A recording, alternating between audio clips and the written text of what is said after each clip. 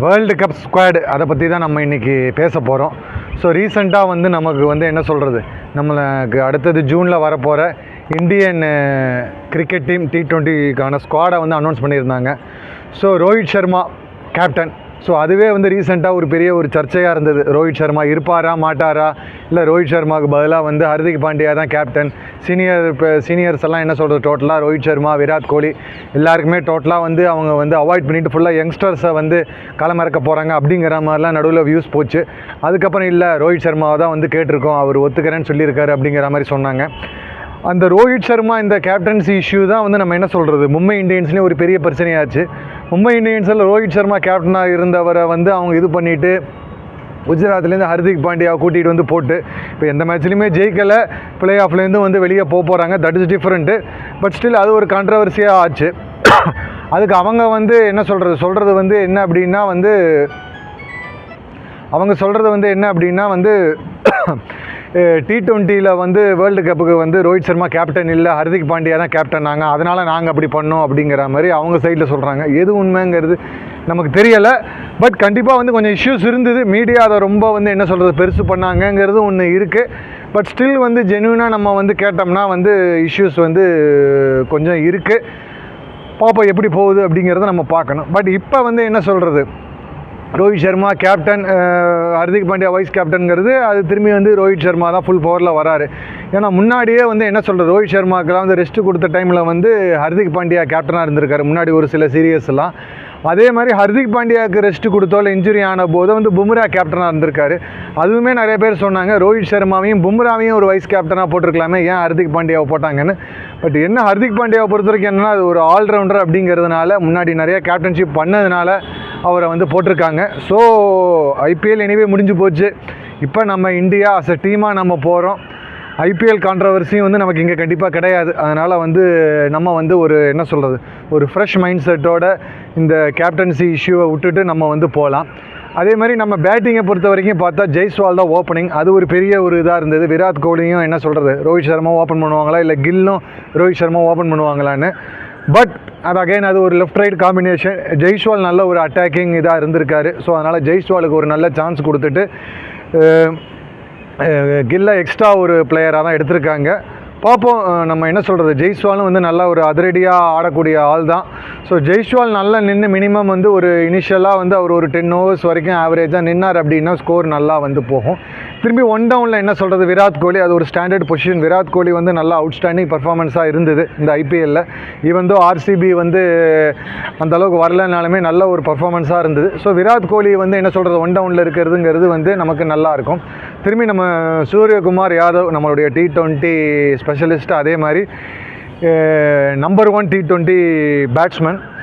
Even though ஐபிஎல்லில் பெருசாக அவரால் பண்ண முடியலை. அவங்களும் வந்து மும்பை வந்து பிளே ஆஃப் விட்டு போகிறாங்க. பட் ஸ்டில் 1 or 2 மேட்சஸில் தான் அவரால் பண்ண முடிஞ்சது. பட் இந்த T20 வேர்ல்டு கப்பில் அவர் கண்டிப்பாக வந்து பண்ணுவார் அப்படிங்கிறத நம்புகிறோம். அவர் வந்து கண்டிப்பாக டீமுக்கு தேவை. அவர் இன்ஜுரியிலேருந்து வந்திருக்காரு. இப்போ இந்த ஐபிஎல்லை ஒரு ட்ரெய்லராக எடுத்துப்போம். மெயின் பிக்சரை வந்து நம்ம வந்து என்ன சொல்கிறது மெயின் இதில் பார்ப்போம். அதுக்கப்புறம் சிவம் டூபேக்கு நமக்கு இந்த வாட்டி சான்ஸ் கிடச்சிருக்கு. அது மெயினாக வந்து என்ன சொல்கிறது, ஐபிஎல்லில் அவர் வந்து நல்லா வந்து பர்ஃபார்ம் பண்ணதுனால, சிவம் டூபேங்கிறது போய் சிக்ஸர் டூபே அப்படிங்கிற அளவுக்கு அவர் பர்ஃபார்ம் பண்ணதுனால அவருக்கு ஒரு பெரிய சான்ஸ் கிடச்சிருக்கு. ஆள் வந்து என்ன சொல்கிறது, நல்ல ஹைட், அதுவே அவருக்கு ஒரு நல்ல ப்ளஸ்ஸு. ஸோ நல்ல ஹைட் இருக்கும்போது அவர் அடித்தாருன்னா பால் வந்து நல்ல ஒரு லெங்த்தில் போகும். ஸோ அவருக்கு ஒரு சான்ஸ் கிடச்சிருக்கு. அவரும் வந்து அந்த சான்ஸை யூஸ் பண்ணி இந்தியன் டீமுக்கு வந்து பெனிஃபிட் பண்ணுவார் நம்ம நம்பலாம். அதே மாதிரி பவுலிங்கை நம்ம பொறுத்த வரைக்கும் பும்ரா, அதில் எந்த மாற்று கருத்தும் கிடையாது. இன்ஜுரினால் அவர் நடுவில் இல்லாமல் இருந்தார். இப்போ நம்ம என்ன சொல்கிறது, அதுக்கப்புறம் டெஸ்ட்லேயுமே நல்லா பர்ஃபார்ம் பண்ணார். இப்போ நமக்கு என்ன சொல்கிறது, ஐபிஎல்லையுமே ஒரு அவுட்ஸ்டாண்டிங் பர்ஃபார்மன்ஸ் பும்ராவோடது இருந்தது. ஸோ பும்ரா நமக்கு ஒரு கீ பிளேயராக இருப்பார். பட் அகெயின் என்ன, மும்பையில் என்ன கான்ட்ரவர்சினா, அவருக்கு ப்ராப்பரான ஒரு பீரியடில் ஓவர்ஸ் கொடுக்கல ஹர்திக் பாண்டியா அப்படிங்கிறது இருக்குது. பட் இங்கே ரோஹித் சர்மா தான் வந்து கேப்டன். ஸோ ரோஹித் சர்மா கரெக்டாக வந்து பும்ராவை யூஸ் பண்ணுவார் அப்படின்னு சொல்லி நம்ம வந்து நம்பலாம். இன்னொன்று வந்து என்னென்னா ஹர்ஷ்தீப் சிங்.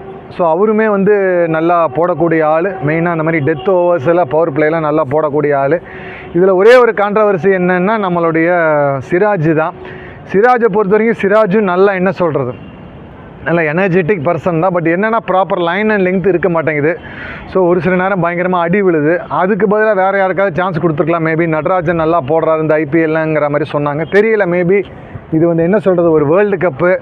ஸோ அதனால் அவங்க மேபி கொஞ்சம் எக்ஸ்பீரியன்ஸ்டு இருந்தால் நல்லா இருந்திருக்கும் அப்படின்னு சொல்லி சிராஜுக்கு சான்ஸ் கொடுத்துருக்கலாம். திரும்பி நம்ம வந்து பார்த்தோம் அப்படின்னா ஸ்பின்னரில் வந்து நமக்கு வந்து ஜடேஜா, அதுக்கப்புறம் வந்து நமக்கு அக்சர் பட்டேல் எல்லாருமே வந்து உள்ளே வந்திருக்காங்க. ஸோ கண்டிப்பாக வந்து அவங்களுடைய என்ன சொல்கிறது போர்ஷன், ஏன்னா 2 பேருமே வந்து நல்ல ஸ்பின்னும் பண்ணக்கூடிய ஆட்கள், அதே மாதிரி பேட்டிங்கும் வந்து தேவைப்படுற நேரத்தில் நல்லா பண்ணக்கூடிய ஆட்கள். ஸோ ஒரு ஆல்ரவுண்டர் அப்படிங்கிற மாதிரி தான் ஜடேஜா, அக்சர் பட்டேல் எல்லாமே வந்து எடுத்திருக்காங்க. அதே மாதிரி நமக்கு சஹால் உள்ளே வந்திருக்காரு. ஸோ ஸ்பின்னில் வந்து அவங்கெல்லாம் வந்து கொஞ்சம் டிஃப்ரெண்ட்டாக பண்ணுவாங்க, அவங்களால வந்து நமக்கு வந்து ஒரு பெனிஃபிட் இருக்கும் அப்படின்னு சொல்லி நம்ம நம்பலாம். அப்புறம் விக்கெட் கீப்பிங்கை பொறுத்த வரைக்கும் நம்மளுடைய என்ன சொல்கிறது ரிஷப் பண்ட் ஒரு பெரிய இன்ஜுரிக்கு அப்புறம் வந்திருக்காரு. ஸோ ரிஷப் பண்ட்டும் நம்மளுடைய சஞ்சு சாம்சன் வந்து என்ன சொல்கிறது, ரொம்ப நாளாக அவரும் ட்ரை பண்ணிகிட்டு இருந்த ஆள் தான். நல்ல பெர்ஃபார்மன்ஸ் வந்து ஐபிஎல்லில் வந்து அவர் வந்து கொடுத்துட்டு இருந்தார். பட் ஸ்டில் ஒரு இன்டர்நேஷ்னலில் அவருக்கு ஒரு சான்ஸ் கிடைச்சதுலேயும் அவர் பெருசாக பண்ணலை. பட் இந்த வாட்டி வந்து அவருக்கு ஒரு நல்ல சான்ஸ் கிடச்சிருக்கு. ஸோ ரிஷப் பண்ட் எப்படி ஒரு extraordinary wicket keeper cum பேட்ஸ்மேனோ அதே மாதிரி சஞ்சு சாம்சனும் வந்து இந்த வாட்டி ப்ரூவ் பண்ணுவார்.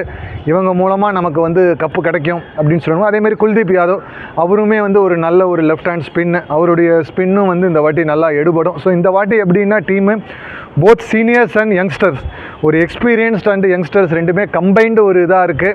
ஸோ இந்த வாட்டி வந்து நம்ம கண்டிப்பாக கப்பை அடிப்போம் அப்படின்னு சொல்லி நம்புவோம். ரோஹித் சர்மா கண்டிப்பாக இந்த வாட்டி கப்பை நமக்கு வாங்கி கொடுப்பார். ஏன்னா லாஸ்ட் இயர் 2023 50 ஓவர்ஸ் வேர்ல்டு கப்லேயே நம்ம பார்த்தோம் ரோஹித் சர்மாவோட பர்ஃபார்மன்ஸ் நல்லா இருந்தது.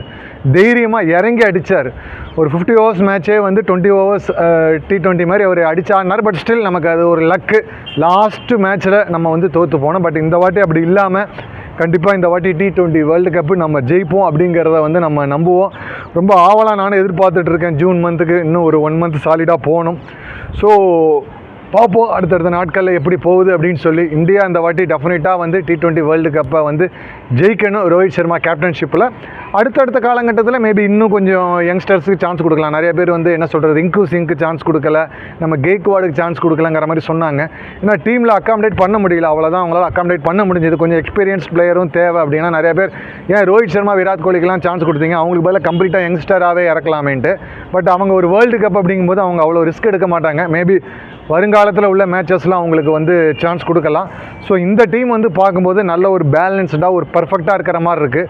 ஸோ நம்புவோம் இந்த வாட்டி கப்பு நமக்கு தானே. ஸோ ஈசாலா கப் நமதே அப்படின்னு நம்ம சொல்லிவிட்டு இந்த வாட்டி இது பண்ணுவோம். ஸோ வீடியோவில் இணைந்த அனைவருக்கும் நன்றி. இதுவும் கடந்து போகும், எண்ணம் போல் வாழ்க்கை. பாரத் மாதா கி ஜெய். ஜெய் ஹிந்த். குட்.